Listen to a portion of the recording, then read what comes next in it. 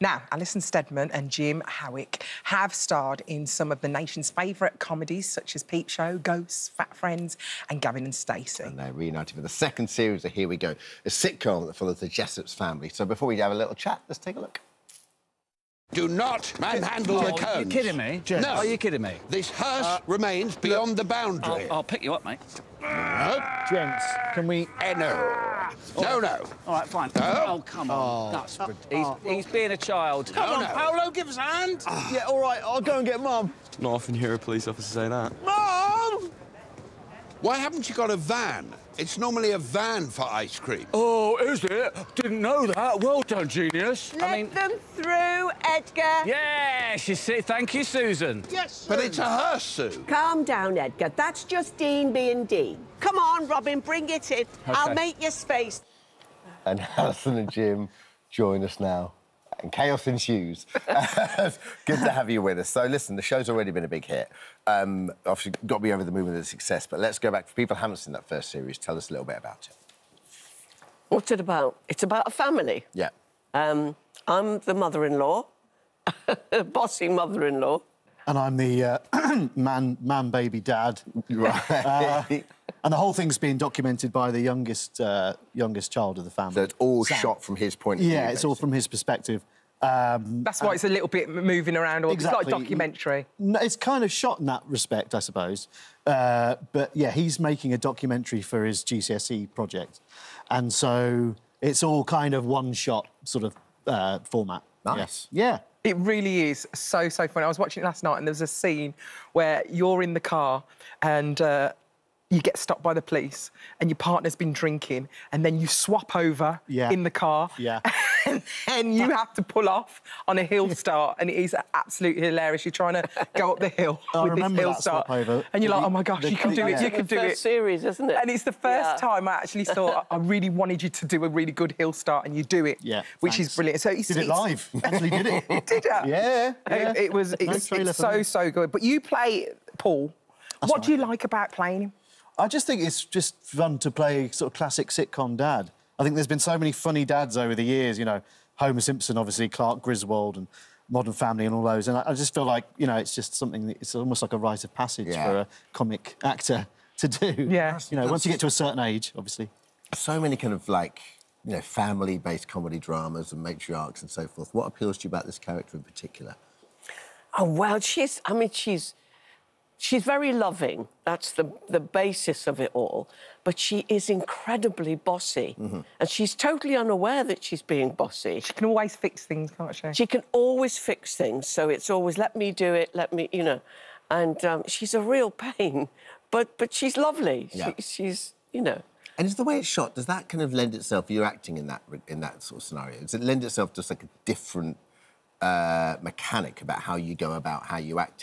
It's very different to anything I've ever done before because it's all handheld camera, one take right the way through. Right. So if you have a big scene, which is maybe sometimes 8 pages long, and we do 10 takes, it's exhausting. The longest scene we did was 11 pages, I think, in the last series. So what, in one shot? They do that in one shot? I mean, they have to find sort of cutting points eventually because none of us can get it right all the time. Like, we do, like, 10 takes of 11 pages. Like theatre, almost. It is. Yeah. It's almost like sport. You just have to go.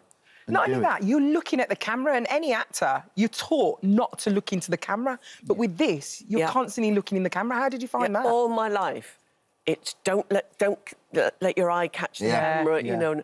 And now suddenly you've got to look at the camera and speak. I found it really hard at first. I still find it a little bit hard. I love it. I look at it a bit too much, I think.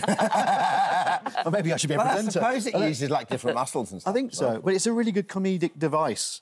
It's quite an old one as well. I mean, Shakespeare, you know, often characters turn and talk to the audience. And I think it's a nice way to invite people into the show. That's why whenever we're doing acting, I find it very difficult not to look in the camera. Yeah. You're so used to presenting to the camera. You're the opposite. I'm the opposite to you. Great cast as well, just looking at that, Catherine Parkinson. And playing in the Sam. Oh, no, it's brilliant cast. Oh, gosh, yeah. What do you think the secret to this show's success is, the fact that you got a second series? What do you think it is that resonates with the audience? Well, I think Tom's writing first and foremost. I think Tom Baston, who plays Robin in the show, my brother-in-law, is a quiet genius. You know, he's written so many amazing things on stage. Brilliant. Absolutely brilliant. Film wrote Plebs, and he's written for National and all sorts of stuff. So, you know, that's first and foremost, I think, the genius of the show. But I think what's key to it is that throughout the chaos, throughout the kind of goofiness and everything else, there's genuine heart there, and you sort of see how much they love each other. Yeah, I love that. It's so hard to launch a sitcom now. Like, the tough things to launch, you've got to... You know, so we've got to be working because something has to resonate for it to punch through. You know, it's not an easy thing to do now, a sitcom, is it? Of course, Tom is in it as well. He plays Robin. Yeah. And you know, you think to yourself, oh, having the writer, you know, on set with you, playing a part, you know, but you forget that he's the writer because he's just the actor when he's doing that. Is he protective over the script, though? Is he like, oh, you didn't get that line right, Alison? He's not, is he? Not really, no. I mean, only if it's sort of, if it has to sort of, you have to sort of mark a specific beat in the story or the plot. Yeah. But he's actually very generous. He's really generous. He is. He's got a lot of faith. He never criticises, you know, he'll never say, oh, that line, you know. He doesn't do any of that, He trusts you. Yeah. And I think if he's got anything to say, he'll do it through the director, which is how it should be done. And Jim, you're flying as well. I mean, you know, Ghosts was such a great show. I mean, congratulations on that, you know, writing and being in that. And even Mark Hamill, like Luke Skywalker. I know. Like, your 8-year-old self must be freaking out when he told you, when you found that out. Yeah, I still get a buzz, even with anyone, really, any sort of hero of mine, if they sort of know I exist in some way. It's a real buzz. But, yeah, Luke Skywalker is... top tier. Pretty much up there, isn't it? But I mean, once again, what a successul show and what a brilliant... Probably not an easy pitch when you first started out with Ghost. Pretty high concept. And also kind of, I suppose, a trope, really, you know, a haunted house and a couple moving into a haunted house. We've, you know... So good. You know, people have seen that before. But, you know, we managed to sort of get the characters... rounded off nicely, and I think that's what appealed to people in the end, the sense of a real gang and a family, actually. You know. Lovely. And Alison, Gavin and Stacey was left on such a great cliffhanger. It wasn't up until just before... Up until that. I actually felt like I was watching a sitcom. We're back in. It was so good. Would you like it to return? Oh, I'd love it. Would you have the time for it, though? No. Well, I'd find the time. I mean, you know, it's been a dream, I think, for all of us who were in it since we did that Christmas special, for it to come back. Yeah. And I mean, if I had £1 for every time somebody stops me in the street and says, is there going to be any more Gavin and Stacey? I'd be a rich woman. Do they still call you the Pam nicknames and things like that in the street? Pamela, yeah. Yeah. No, it's lovely that it's so popular. It really is. It really... I mean, when people say, I've watched it so many times, I love it. As a family, we all sit and watch it together. It's just so nice, you know. I read you playing Robbie Williams' grandma. Oh, yes, I did a film in Melbourne. It was about 18 months, 2 years ago now. Time goes so quickly. Yeah. But the film's not come out yet. Okay. So I think they're still... I'm looking forward to seeing that. Here We Go continues tonight, 8 p.m. on BBC One, all episodes on the iPlayer. Thank you, Jim. Thank you for joining us. Thank you for having us.